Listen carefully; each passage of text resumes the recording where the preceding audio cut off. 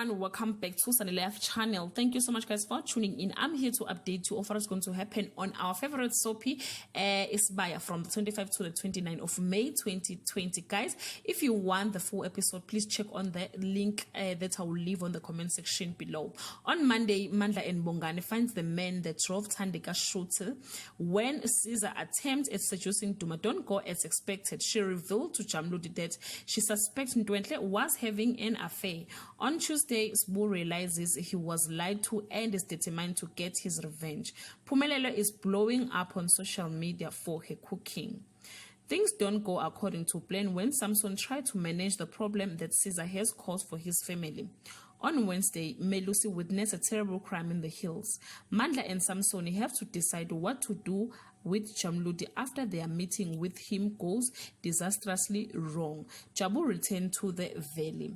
On Thursday, Samson and Mandla tried to work out who was spying on them in the hills. Melusi fears for his life. Thandi comforts Bu as he seeks closure and redemption. Caesar gets news about Jamludi. On Friday, Caesar realizes her plan are in tatters and that she needs to seek a new alliance and fast.